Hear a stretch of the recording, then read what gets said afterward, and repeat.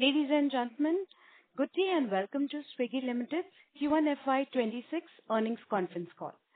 As a reminder, all participant lines will be in the listen-only mode, and there will be an opportunity for you to ask questions after the presentation concludes. Should you need assistance during the conference call, please signal an operator by pressing star then 0 on your touchtone phone. Please note that this conference is being recorded. I now hand the conference over to Mr. Abhishek Agarwal, Head of Investor Relations from Swiggy Ltd. Thank you, and over to you, sir. Thank you, operator. Hello everyone, and welcome to the first quarter FY 2026 earnings call for Swiggy. Our financial results and shareholders' letters have been published on the exchanges, and the information pack has been placed in the investor relations section of our website, www.swiggy.com. We would like to inform you that the management may make certain comments on this call that one could deem forward-looking statements, specifically the financial guidance and pro forma information that we will provide on the call. Our management estimates and based on certain assumptions and have not been subjected to any audit, review or examination procedures. Swiggy does not guarantee these statements and is not obliged to update them at any time. Joining me on the call today are Sriharsha Majety, MD and Group CEO, Rahul Bothra, our CFO, Rohit Kapoor, CEO of Food Marketplace, and Amitesh Jha, CEO of Instamart.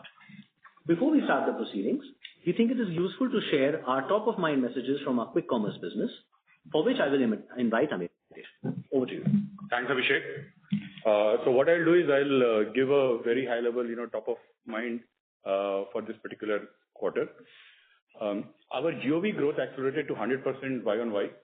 This was primarily led by our dark store expansion, both existing and in essentially the new areas that we went into.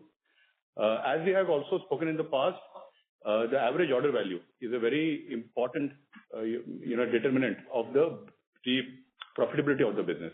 I'm happy to report that our focused effort have led to a substantial change in the slope of driving AOV.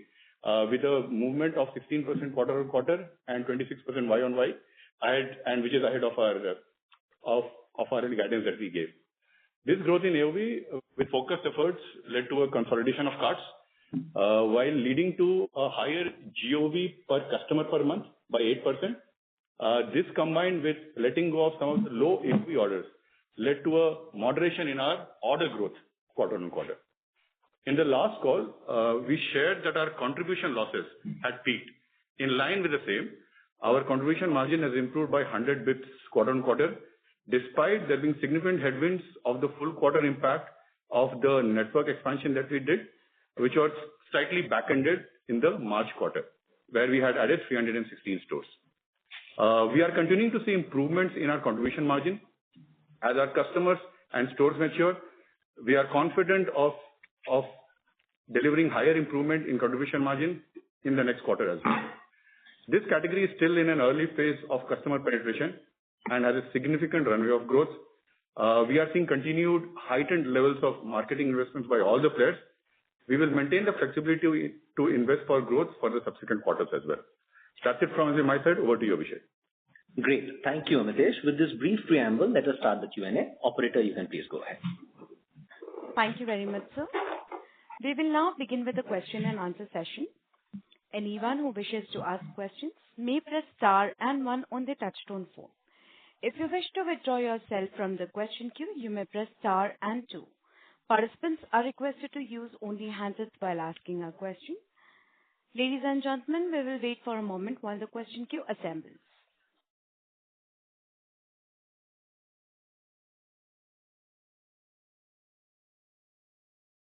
The first question is from the line of Garima Mishra from Kotak Securities. Please go ahead.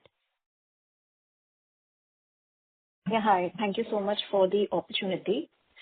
My questions are on the Instamart business. The first one, Instamart has shown a significant AOV improvement, as Amitesh you just highlighted. But ideally, this should have also driven a significant contribution margin improvement QOQ. Right? You have mentioned that higher delivery costs were a drag, as was the network expansion. However, has Max Saver also contributed to higher costs in the form of higher basket level discount? Yeah, see, Max, the The Max Saver is a very specific use case in which we are encouraging consumers to, purchase a higher basket size. Yes, there is in terms of contribution or in terms of the take rate for those specific orders, it is lower than what you would have for a smaller basket. The way we see it, Max Saver is a habit. What we have seen is that there are a lot of customers who have been habituated. There is a 28% MTO penetration for Max Saver, and we see those customers coming back again for Max Saver orders. That habit formation is something that we have done. In the subsequent quarters, we will make sure that there is significant investment from a lot of ecosystem players to make sure that it becomes more sustainable. So in the initial phases, we see that as a slight headwind for our overall very take rate, but in the long run, it will have a substantial impact for our contribution margin in the future. Is there any quantification we can provide for how much Max Saver may have impacted your contribution this quarter? Yeah, so Garima, Rahul here. We will not provide specific, because it is competitively sensitive. However, as Amitesh had mentioned, it was important for us to make a pretty hockey stick jump in our average order value, right? And as you know, this is a key KPI for ultimately the overall network profitability to get established. What we have meaningfully done in just one quarter is to change this trajectory in a significant manner, right? So 26% year-on-year growth on our average order value means that a lot of customers are now starting to move not only their grocery purchases but also their household wallet to this proposition. So we remain very confident of our ability to monetize on this channel. While there could be some bit of investment that the platform needs to do to create this habit, over time we will be able to continuously reduce this and get to the stated objectives. As we had mentioned also, the contribution margin, we remain steadfast. Our ability to improve that remains very high. Even in the quarter gone by, we've added 240 basis points in our overall monetization efforts, including the reduction of some of the subsidies. At the same time, there were a couple of headwinds around the full quarter cost. So our guidance remains that we expect to get to contribution margin neutrality between December and June quarter of calendar year 26. And towards that, while we made 100 basis points improvement in the previous quarter, we actually expect to make even higher, contribution margin improvement in the current quarter. So all of this improvement is not back-ended. Got it. Second question, again on Instamart. How are you thinking about the pace of store additions over the next few quarters? Will it be in, sort of similar to what we've seen this quarter? And second, on fixed costs, which lie below the contribution margin, you have mentioned these costs may not decline, and I understand why they may not. But do we think these costs will increase in line with store additions or maybe at a lower pace? Yeah, we have also mentioned in our shareholder letter that from a pure addition of stores and the network footprint in terms of square feet that we have added, we believe that we have reached a stage that allows us to be very comfortable with the kind of service that we are essentially giving to the customer and the growth headroom that we essentially have created. We believe that our next network expansion will be based on the need, based on these geographies, and it will not be for necessarily expansion into the white spaces.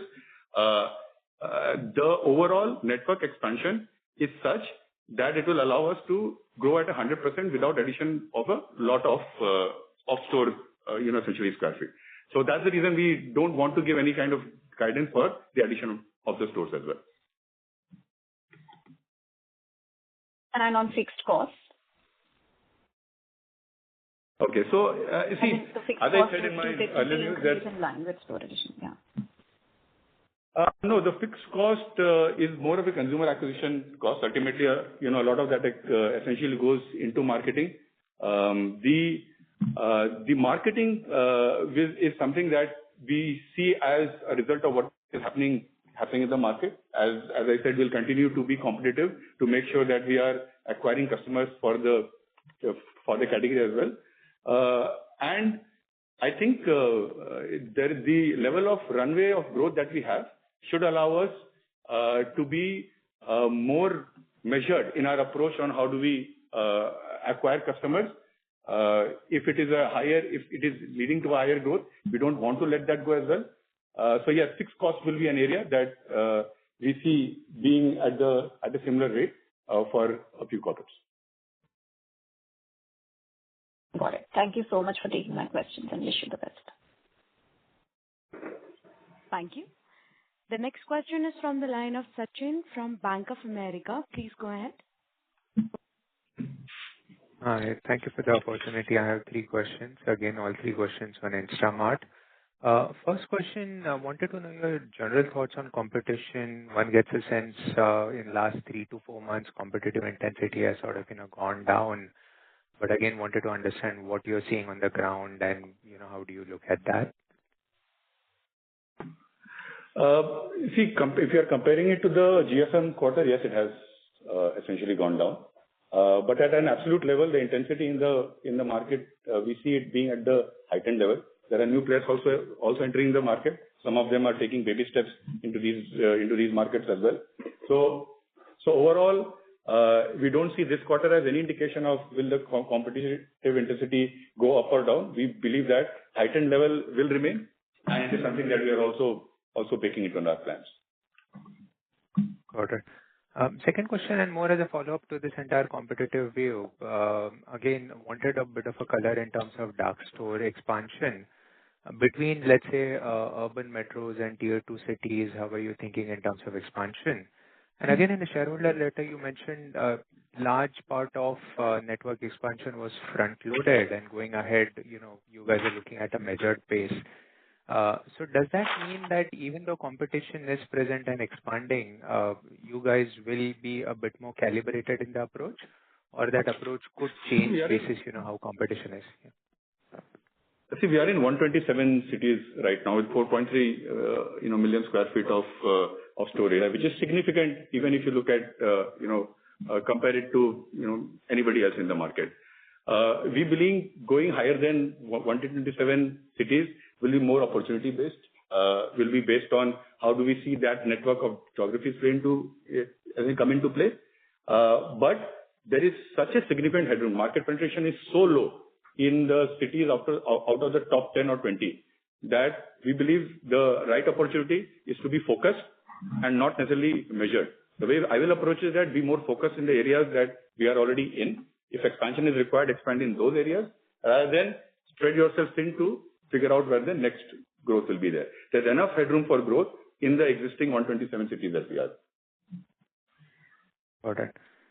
Third question, in your shareholder letter, you mentioned there is a 50 bps dilution on contribution margin led by lower commissions on non-grocery selection. So going ahead, as your mix moves more towards non-grocery and as AOV expands, directionally, should we continue to see elevated pressure on contribution margin, or this was more like a one-off in the initial phase and margin should improve as the non-grocery mix improves? Yeah. Sachin, Rahul here. I think obviously this was our first focused effort in trying to improve the non-grocery selection. Overall, over the last couple of quarters, we've also mentioned that our selection where we were probably lagging a little bit are now in most parts ahead of even the available selection from competition. So there is an effort that is required to be able to build the relationships, etc. And over time, we will see monetization continuing to increase, including in the non-grocery part.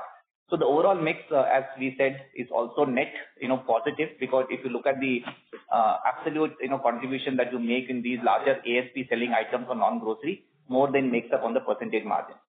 So we think it's going to be a calibrated approach. There's going to be advertising dollars that will also start getting unlocked as our overall share of this pie increases. So we should not expect that there will be a continued headwind. This is more of a one-time effort and the significant movement that we have been able to make. And over time, this will mean that we will go back to more category margins. Got it. And lastly, just a curious question. You have a standalone app on Instamart, and then there is combined super app out there. When you look at your incremental consumers who are coming on the quick commerce service, is it more on the standalone app or is it mix? And how to think about this? Mix. Yeah, it's a mix. The way to think about it is there are 2 ways we acquire consumer. One is from our existing app, who have never transacted on Instamart, and the other are those who are independently coming to the app. So it's a mix the way we approach is that whatever works best for the end consumer is what we use, and that has been the way for our success also as well. Got it. Thanks a lot. Thank you. The next question is from the line of Abhishek Banerjee from ICICI Securities. Please go ahead. Hey, hi. Thanks for the opportunity. My first question is to Amitesh. So great job on the AOV improvement. But trying to understand what can be the mix of non-grocery items going ahead. I mean, can this go up to 25% or 30%? You could give some clarity on that. And with regards to the number of orders, which we have seen moderate because there was some grossing up of orders and max saver, etc. But how would you drive order growth going ahead? If you can talk on these two things, that would be really helpful. Yeah, sure. You see, over the last year, if you look from Q1 FY25 to Q1 FY26, we have grown from 6.6% to 18.5% of the non-grocery business. That will keep on going up. We look at it as a business in which I'm sorry to interrupt. Mr. Banerjee, I would request you to mute your line on webcast. There is a follow-up. You may proceed, sir. So we see this movement keep on going up. We look at our business as consumer penetration for each of the categories. The consumer penetration for non-grocery categories is extremely low. So there is enough headroom. You can expect these numbers to go up. We will not want to give specific guidance, but we believe that this upward trajectory will keep on going up for the next few quarters at least.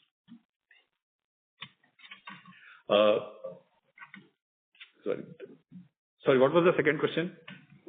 Yeah, so I was trying to understand, as this mix kind of improves, how do you kind of build out your assortment further? As in, will this? So you are already talking about a large proportion of your metro audience having 30,000 SKUs. Right. So will that essentially drive it, and how do you increase the number of orders that are coming per empty? Yeah. See, I'll try to explain both the order question as well as really this one. The way to think about it is, yes, increased assortment is for all the new use cases that consumers have, and that is something that we have seen happening in metro as well as the T1, T2 cities as well. The increased assortment is also one of the reasons why it is happening, and of course the penetration of these categories from a consumer point of view has also been on the increasing trend. Now, on the order question, which is also one of the things which is there, we believe that the focus that we put in on the headwind on the order was for two specific reasons. The first reason was that obviously we had acquired a lot of new customers at the end of the last quarter. That led to a significant initial stage in which we saw a lower order contribution from them. The second thing is what we did is also kind of removed a lot of low AOV orders that was not accretive to our business. And the third thing that we did was the max saver, in which we really consolidated the orders. We don't believe the first two reasons will be there for the subsequent quarter. Third reason will be there. So the numbers will go up, but the focus will be to make sure that the average order volume on the max saver side, we don't reduce. We are seeing a higher retention on the max saver orders as well, which is the reason why we are very confident on this specific approach as well. Understood. And with regards to store expansion, we saw only 41 stores added here, and a large part, almost 75% of the capex which was done in warehousing increase, right? So how do we kind of look at capex trajectory going ahead? If you can give some broad guidelines on that. Sure. So I think on the dark store side, as you've seen, the quarter four of the previous financial year is where we expanded the network as the largest. And even in the previous call, we had mentioned that going forward is going to be measured and derivative of growth versus us planting the flag, because we believe that we have the network density and the overall geographical presence already established. So you should see this more of a measured approach on the dark store expansion. However, if you look at the the overall capacity of the network that we have, with the current, say, 4.3 million square feet of warehousing of the dark store space that we currently have in the market, we are, we can potentially even grow twice from where we are without having to add any store, right, theoretically. So this basically means that there's not a lot of, leverage that we will get as we scale from the existing network. Now, coming to the warehousing side, again, due to the fast growth that we have seen, which is 100% plus over the last couple of quarters, we've had to necessarily expand our footprint on the warehousing side, especially in the larger metros. A lot of that work has been completed, and some of it will be done over the next couple of quarters. So as we have mentioned, it will be a more graded expansion of capex investment from here on, because again the capacity expansion is largely being done on the warehousing side also. Understood. That was very helpful. And just one last question from me on the food side. So again, another very solid performance in terms of 18.8% GOV growth. Right. So are you seeing any change from the competitor in the food space? Are you seeing them becoming a little more aggressive there with new management, etc.? So hi, this is Rohit here. Look, I think food delivery is highly competitive always. So we don't watch it from an internal management lens of another company. On the point, we don't have any information more than you have, right? So I think while we remain competitive, we are very focused, but no, I think that hasn't really figured much in our scheme of thinking or our decision making or anything of that nature. Got it. Thank you. Thank you. We'll take the next question from the line of Sudhir Guntupalli from Kotak Mahindra AMC. Please go ahead. Hey, hi team. Thanks for the opportunity. First question, follow up to what Abhishek was asking on the AOV increase trend. Is there any seasonality in the current quarter which would have helped the very sharp increase in the AOV apart from the factors which you had already called out? I'll take that question. No, absolutely not. This is all based on the effort or the shaping that we have done for our business. Yeah, thanks, Amitesh. And maybe a question to Rahul. So if I look at your larger competitor, the cost structure of Instamart is very similar to the cost structure of their entity, with the only exception being a dramatic differential on the AOV front so far. Now that you have seen a very sharp convergence of AOV in the current quarter, and you are just about 8-9% lower than where they are, is it fair to assume that the rest of the profitability structure items will fall in place with this kind of an AOV increase? Yes, thanks, Sudhir. I think if you look at the overall, say, cost in the business, right, there are these variable operating costs. There are, nature of, say, fixed costs that we incur in the business, as well as some of the below the, contribution margin costs, right? And Amitesh talked about the below contribution margin cost. If I were to, kind of look at our own trajectory from here on, right, one of the big spikes that we had to do was on the average order value. It's a key determinant, as you know. At the same time, not all the benefits could have been accrued during the same period when the habit formation was being made. So we have started the journey. This 26% growth does not mean that we are calling out that, we will not grow further. We continue to have the ambition to keep scaling the average order value as the overall mix increases, as the consumers start moving the entire, household wallet, a large part of that household wallet to us, which we are seeing in the very, very sharp increase in our GOV per user metrics also. So from here on, we believe that there is enough, room for us to continue growing the average order value, and monetization necessarily follows immediately post that. Got it, Rahul. And the second question is on the store addition front. I do get your point that at 4.3 million square feet of dark store space, we are not very different from that of our larger competitor. But if I look at it, let's say having more stores versus having fewer and larger stores, so how do you see the trade-off happening, especially in terms of the density of the network and your ability to reach the customer within that promised time of 10 to 15 minutes? So I understand you are focusing on a larger store footprint and you have added quite a bit of them in the last 4 months. But is it not the case that having more number of stores will necessarily mean that you are closer to the customer and your reachability to the customer will be better? Yeah. See, the way we build our network is based on our ability to, deliver our orders for our consumer base at under 10 minutes. And if you look at our metrics, whatever we have done as benchmarking internally as well, we see that we have an industry best, service promise for speed for the end consumer. So first of all, our network is there that allows for it to essentially happen. Second thing is that there are various ways in which you can expand your network continuously, specifically if you want to add a lot of non-grocery assortment. One of the ways is to have larger stores versus smaller stores. The approach that we have taken is to have larger stores so that ultimately there is a basket benefits that also accrue because of that.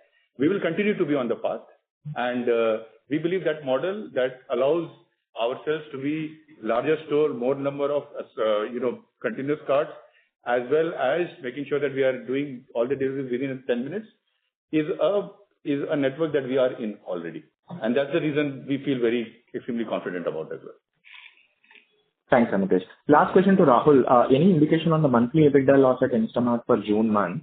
And what would have been the payroll increase, annual appraisal cycle impact for Instamart and for food delivery business in this quarter compared to the March quarter? No, I think we have called out that the overall increase that you have seen below CM costs, a little more than half is actually due to the appraisal cycle. And that's something which from here on will start giving us, leverage, right? Because that's behind us. In terms of the EBITDA, I think we have talked about the contribution margin improvement trajectory and remain steadfast on being able to deliver it in the time frame that we have given. We've also highlighted that our pace of expansion in the CM margin or the CM margin negative reduction will be higher, which means that you should start baking that in. In terms of absolute EBITDA, would be hard to call out, right? Considering we are still very early stage in the quarter. We still don't know about how much more competitive intensity is going to increase. What is going to be the overall user additions that the category is going to see in this quarter. So we will remain a little bit flexible. So don't want to box ourselves into a specific guidance on that. At the same time, no, Rahul. So, I think I was asking for the June month, not July month. So there is a trajectory build-up that happened in March. Towards the end, the losses would have peaked, and it could have come down over the course of June quarter, month on month. So June month is what I'm asking for, not July month. So directionally, June was lower than April, and that's because, as I said, there are a lot of leverage that has come through. And as I said, but at the same time, don't expect us to give a specific guidance on it in the current quarter. We want to retain that flexibility. Having said that, contribution margin is something which we are also, pretty things which are in our control. We are very sure of being able to appropriate that. Fair enough, sir. Thank you and all the very best. Thank you. The next question is from the line of Vijit Jain from Citigroup. Please go ahead. Yeah, hi. Thank you for the opportunity. My question first is, looks like non-grocery share increase is also significantly led by Max Saver. Is the assumption correct? And if I try to understand how that is happening, essentially, if you were under indexed to non-groceries with Max Saver, you put a lot of add to cart prompts for these non-grocery items and with higher subsidies there, and that explains all the take rate impact and everything that we're seeing here. Is that accurate understanding of how you are basically ramping up Max Saver and non-groceries here? No, see, Max Saver actually helps grocery business a lot more. It's a basket building proposition, and for a lot of non-grocery baskets are not built, right? The unit per order for non-grocery is extremely close to one. So it actually impacts loss ratios. So all the effort that has gone into is through higher assortment, better offers for the consumer from the sellers for all those assortment is what is actually leading to these numbers. Our assortment used to be very small. If you look at it a year back, right now we are at the industry leading assortment in those cases. Correct. And my second question is, you said earlier in your comment that, going forward, investment from ecosystem players will make Max Saver more sustainable. Is that referring to, better commissions they'll pay you or higher ad share? And if you can talk about, what do you believe is your gap in terms of your ad revenues versus, your larger peers? And is there any gap in ad product itself that you still need to build to kind of cover that gap? Yeah. You see, when I speak about ecosystem, yes, it is investment from sellers, brands who see that opportunity as well. As and when consumers move channels, and this is effectively a movement of channel, brands would want to participate on it, and that will lead to their helping it happen as well. Yes, we believe ultimately that the take rates will essentially go up because of those reasons as well. Right now, as Rahul was speaking as and I spoke about it as well, the initial stages is more to make those movement happen faster. Sustainable will happen when we have more take rate from sellers, higher ads from brands, and that will essentially lead to a movement which is there.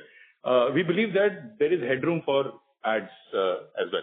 I can't compare on exactly what is the number for competition, but we believe that our ads have a headroom, and we have made movement in that, and that is a movement that we'll keep on doing as well. Got it. Thanks. My last question on the marketing spends, is it possible to kind of quantify how much of the marketing spend right now is directed towards just the driving downloads activations for the standalone app? I know the app has seen a lot of traction. The user growth on that looks pretty high. So as that normalizes, will the marketing spends go down? Is that how one should understand this? Marketing spends on getting the consumer to our platform. The way I would want to break it down is brand and perf investment rather than specifically related to which platform, because we give the flexibility for that to happen. If it's a Swiggy existing platform customers, if they choose to interact on Instamart, we don't stop that as well. The way to think about it is that yes, we have a higher proportion, majority proportion of perf, lower proportion of brand.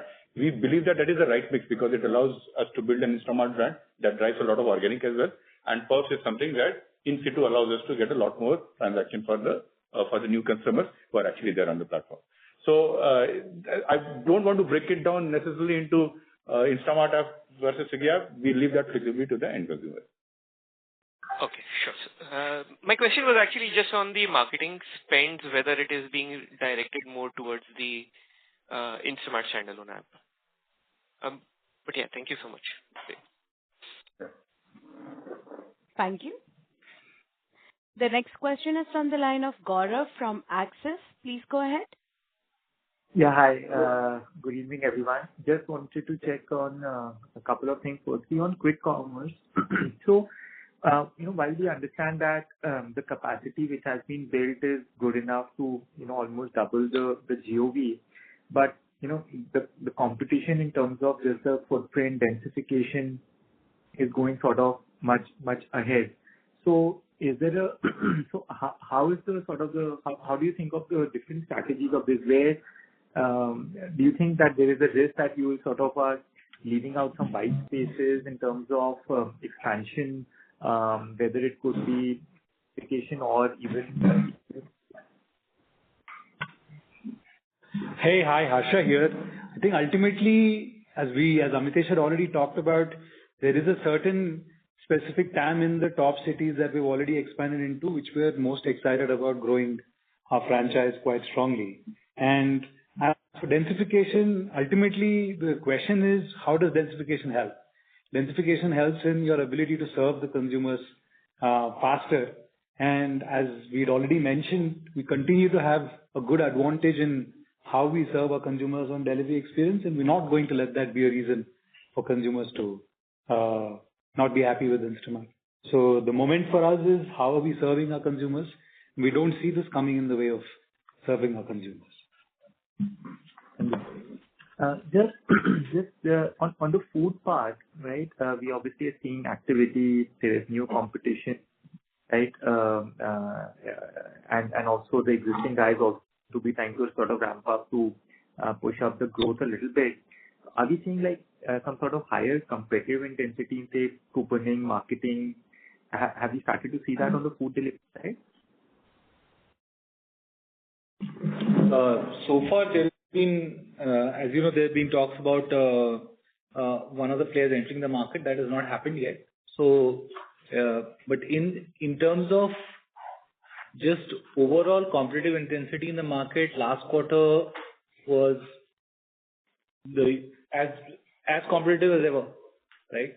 But it was nothing unusual, I'll say. But do you think that in the quest to sort of push up the growth, even now you're not seeing any sort of change versus say 1Q in terms of the underlying competitive trends? I think what I can answer is that from our perspective, given the nature of this category, I think category creation happens across players, right? So for us, it is very clear that we will want to continue to experiment and expand into, for example, affordability. You've seen the 99 store launch, right? Or on speed, which is through Bolt. Irrespective of competitive incentives, I think the responsibility of expansion of the market, because if you look at, we have come in at about 18.8% GOV growth. We'd love to see this trend slightly higher in the future quarter. This was our second highest growth quarter in the last 2 years, I think, or 8 or 9 quarters. But we'd love to see this higher. So that hunger is there in the team to continue to push the boundaries there. And it helps that we remain in the competitive category always on where nothing is taken for granted, right? We show up every day and do our best. So, but just to tell you, in terms of, if you ask me if this AMJ from a competitive standpoint was very different from the last AMJ or the last OND or last JFM, I won't say so. The intensity was pretty much similar. Just the last question on Bolt. You mentioned that it's in terms of order volume, it is upwards of 10%. So from a GOV perspective, how do we think about it? Obviously, it's coming with slightly lesser AOV, but are you seeing like a higher frequency over there? Look, Bolt has remained in the range of 10 to 12% order contribution. And what we are seeing here is it has only very limited sort of impact on AOV, right? And so it at a platform level, it is not significantly dilutive, right? On the other hand, because the delivery radius is much lower, the delivery costs are lower. So the economics are actually quite close to the platform average. There's no compromise on that. Today, we don't monetize anything on Bolt.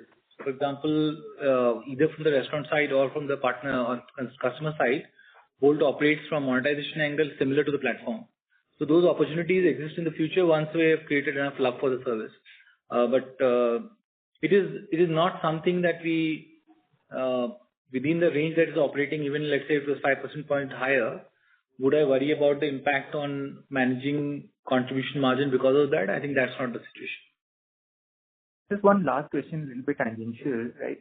In US, we are seeing some, the food delivery companies alluding to impact of certain medication on the eating out sort of frequency or ability of users. Is that something which you think can sort of impact here as well? I think, Asha, here, honestly, even from our conversations with players in the US, it hasn't impacted even them in a big way. So I think the answer here is wait and watch. Thank you. I think this is one where probably the impact is further ahead on the hype cycle than reality. Yeah. Thank you. Thank you. The next question is from the line of Aditya Soman from CLSA. Please go ahead. Yeah, hi. So two questions from me.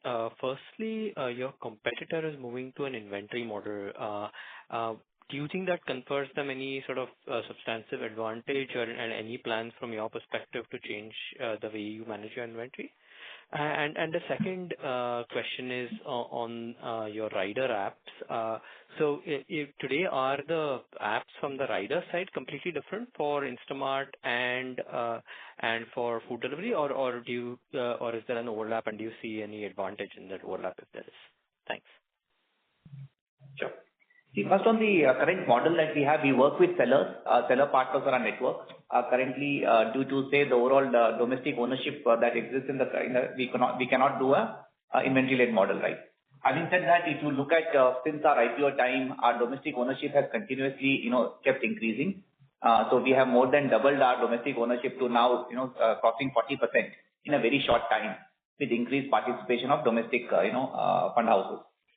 So there could be a natural evolution that at some point in time in the future, we may consider, our ability to also open up the, inventory-led model, business model.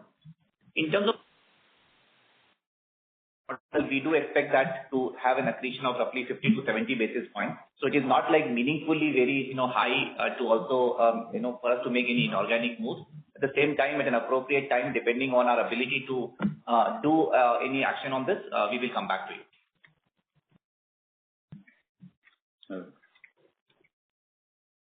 On the delivery rider app, yeah.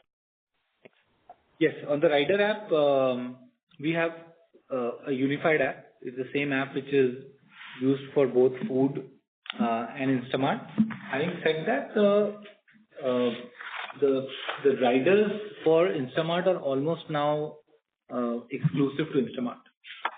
So there is a little bit of overlap and cross usage, but Instamart, given the scale and the prominence it has a delivery network which is dedicated to Instamart. But both are separate things. If your question was more around is the network separated, the answer is to a large extent yes, right? But in the sense of the app which is used to both recruit, onboard, and communicate with the delivery partners, it is the same app with different interfaces for Instamart and food where it needs to be. Understand. So in some ways, it's like the combined app, right? Where you'll have a different tab maybe for riders. That's correct. Platform. Understand. And then could the riders, I mean, at the same time, they may not be on both platforms, but could the same riders then still be on both the platforms at different points of time? They need to go through a bit of a process to shift between food and Instamart. But having said that, look, the reality of this space also is that gig workers work across platforms, right? Many of them. So that's a fairly natural phenomena in this model. All right, that's very useful. Thank you so much. Thank you. The next question is from the line of Rishi Jhunjhunwala from IIFL. Please go ahead. Yeah, a couple of questions on the quick commerce side. Firstly, if you can, remind in terms of the contribution margin break-even in QC. I think you mentioned December this year or March next year. Does that still hold true? And in case the competition eases off dramatically over the next 6 months, the potential benefit from lower promotional expenses, are you going to use it to try and expand some of the market share initiatives that you are taking and keep the trajectory of or the target of break-even intact, or you can potentially reach that higher as well, earlier as well? So no, our guidance was, between say December to June 2026, so quarter. So that's something which we had laid out in the previous call, and we are maintaining that guidance. So as you have seen, that journey has already begun.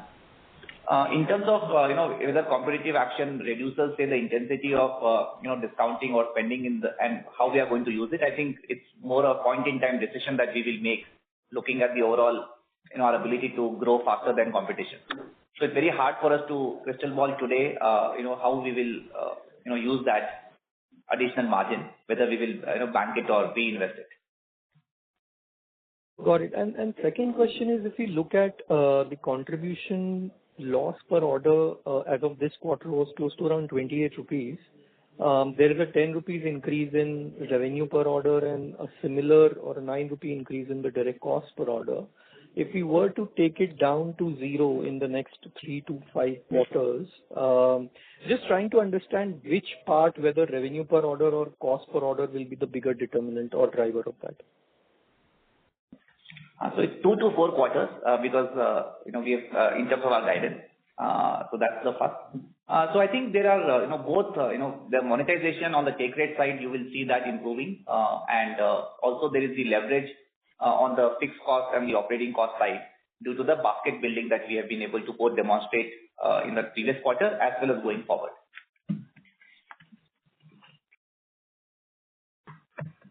Okay. All right. Thank you. Thank you.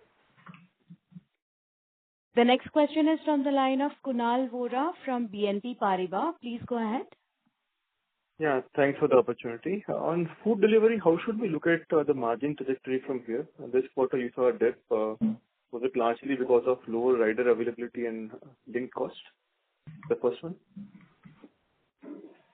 Yeah. So this is Rohit here. On the dip in this quarter, it is explained largely by the seasonality, right? This happens every Q1. If you look at last Q1 also, it was a similar impact. This is a season where the rider availability is structurally, we don't see issues with rider availability. It's a season where harvest season is there and some other impact comes through. And we do have to invest a little bit more on the rider side to keep the fleet in line with demand. This we expect to correct back, and we are continue to stay on our guidance for 5% EBITDA margin in the medium term. And the time frame for the medium term will be? We are not guiding to a particular quarter on this right now. Okay, understood. Also, can you share your thoughts on the new players entering quick commerce and what are the challenges they face, and is that a risk? Aggression from new players, is that a risk for your contribution break even over the next 3 to 5 quarters? Yeah, it's Amitesh here. See, I think this category will keep on seeing a lot of heightened competition. We saw one significant player entering last year. We see another significant player entering right now.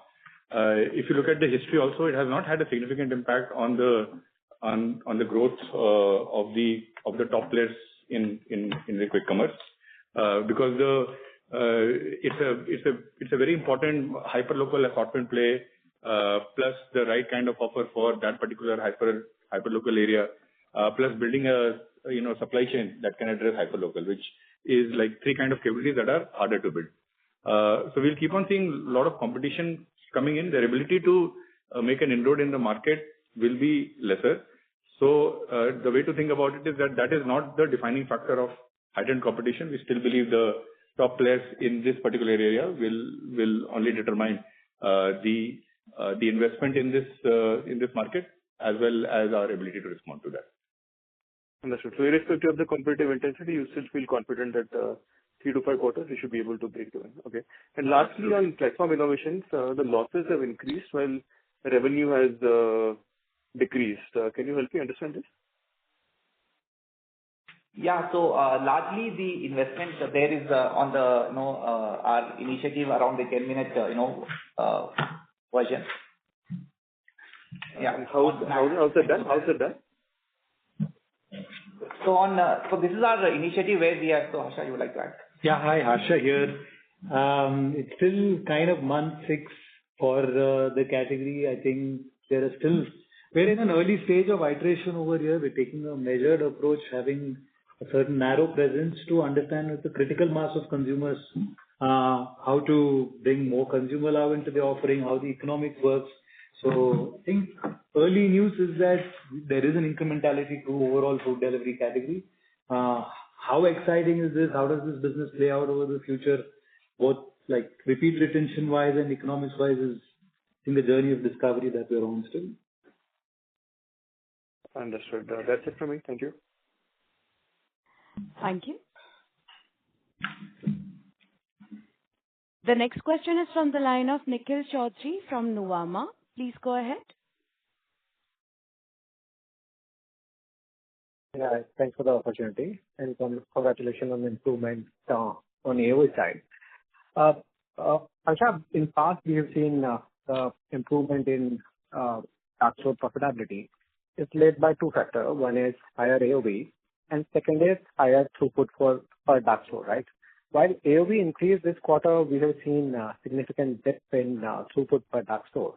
So is it some trade-off which happened this quarter? Why I'm asking this is because of some of the change in policy in last quarter we have seen on your platform, that you started charging search fees, range fees per order below 449, 499. So in a way, is it fair to assume that, customers clubbed some of the order, which led to higher AOV but lower order per customer or lower platform frequency? Hi, Nikhil. This is Abhishek. So, two reasons. One is, of course, we added a lot of stores in the last quarter, and that too significantly back-ended. As we've written in the shareholder letter also, almost 150 stores were added in March itself. What has happened is that the full impact of those stores, which of course are not contributing as many orders for the full quarter, has dragged down that number. It is just that. The second is, of course, we've also let go of some low AOV orders overall. And then the third impact that you mentioned is around cart consolidation because of Max Saver. All three taken together is the reason why you see that the number in itself is sub 1,000, and which also gives us the capacity to be able to grow without needing too many more stores. Got it. Fair enough. Now moving to improvement in contribution margin. The 16% increase in AOV should have led to 100 to 150 basis point increase in your contribution margin, right? Assuming let's say 55 as a delivery cost on 550, 540 as AOV, right? So is it fair to say that large part of this benefit is now transferred to Max Saver users to generate the habit for now, and that will continue at least for coming quarter for the habit to sustain? For the initial stages in Max Saver, habit formation will require some incentivization for the consumer that we were doing at that point of time. Otherwise, a hockey stick like this won't happen. That said, we have seen improvement in the Max Saver order profitability itself over the quarter in question, and we believe with the ecosystem investments, ultimately, our need for investing for the consumers will absolutely go down, and you see that in the results for the subsequent quarters as well. It is already on a downward trend. It will continue on that. Got it. Thanks a lot for that. The last one on Bolt side. Last quarter we highlighted contribution of Bolt being 12%. This time you mentioned it is higher than 10%. So have you seen some decline in overall contribution in Bolt? Was there some seasonality, or this is just a normal quarterly anomaly and you expect Bolt to bounce back going forward? I think it has stayed in the same range. I think what we have done in Bolt over the last quarter is we have improved the consumer experience a lot more, right? So this is a highly operationally complex service to run. So we worked on two things. One is working a lot with restaurant partners to improve the readiness time of items, right? So cut fat orders. So there's a certain part of the orders which were not very aligned to the speed promise, right? So we cut it out, and also from our side, we improved delivery operations to improve the overall compliance. So I think this quarter we have taken to just improve the offering to a far more loved offering from the consumer side, and the results are showing.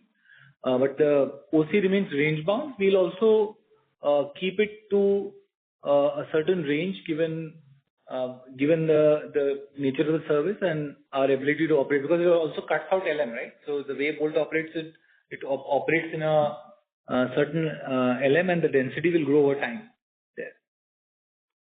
Got it. Makes sense. Thanks a lot for that. Last one from my side is on Snake. Snake side, I think between the Bolt and Snake, using between the Bolt 10-minute and your own Cloud Kitchen app, are we of belief and going more aggressive on, let's say, third-party 10-minute delivery, while our competition is more focusing on their own 10-minute cloud kitchen delivery? Is it fair understanding that we are more focused on the restaurant-led model while they are more on their own cloud kitchen-led model? No, I think at this point we don't have any biases around this is higher than that. I think it's a journey of exploration for us. We believe that if you're able to actually make restaurants deliver faster, that model, overall food delivery through restaurants, is a confirmed one. We believe that to push the boundary there, it is important to continue getting faster and faster. But the case for snacks is a different one. It opens up an entirely new consumption occasion for low involvement snacking and eats of that type.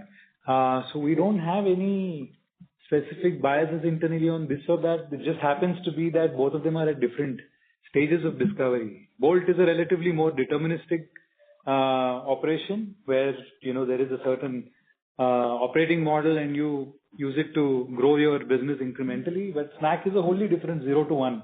So our investments in each of these are going to be just a function of the stage that they're in. Got it. So we are continuing to, like I said, we have a presence in 2 cities and we're going to continue playing to understand what the consumer love markers are and how the economics is going to shape up eventually. Got it. Makes sense. Thanks a lot and good luck for coming period. Thank you.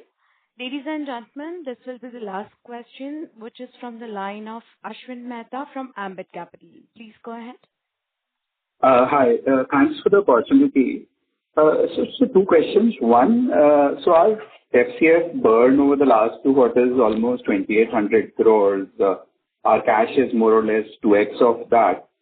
So would we need to raise equity or maybe monetize our Rapido stake to beef up cash? So we have sufficient cash balance, right? I mean, 5,500 crores, is not a small balance. At the same time, we have outlined our overall ability to not only make the investment choices that we are making on the Instamart business, which is both for growth as well as reining in the contribution margin profitability, right?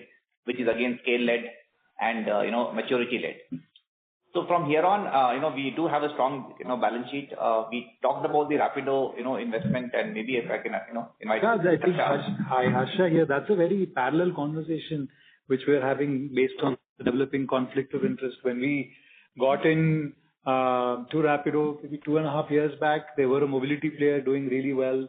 We wanted to partner with them on that journey, and even as early as back, we've had some conversations around potentially doing a partnership in food delivery also. Unfortunately, that didn't materialize and they've decided to get in the business themselves. Now, that's just a wedge that has made us take notice of the conflict and therefore we're planning to go separate ways on this. Yeah. So fair enough. We have sufficient, to make the investments and we will keep you updated on a quarterly basis in terms of going forward position. Yeah, and thanks for the clarification. So essentially, we don't need to raise the equity. And secondly, in terms of the order growth in QC, at just about 4%, that's an 8-quarter low in terms of order growth. So was cannibalization of your normal orders to Super Saver so aggressive? Because the assortment increase, as you already mentioned, should have given you 1 per unit kind of order increases. So just wanted to kind of understand that better. Yeah. See, of course, when somebody is ordering in Maxer, their basket size for the month or whatever, the spend for the month won't go up. It will still be at the same level. So it is not 100% cannibalized, but there is definitely a consolidation of orders that happens because of Maxsaver. See, in general, the reason why we look at order per day is because we believe that leads to higher retention as well.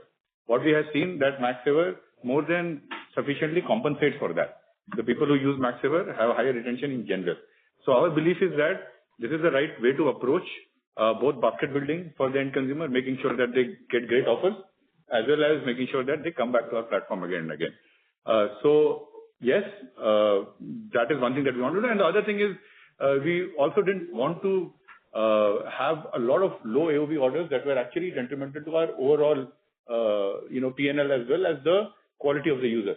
And that's one choice that we did in the same quarter. And that is the reason you see a, double impact of that. And which is what I said, this has essentially bottomed out. We will see a higher number, going forward.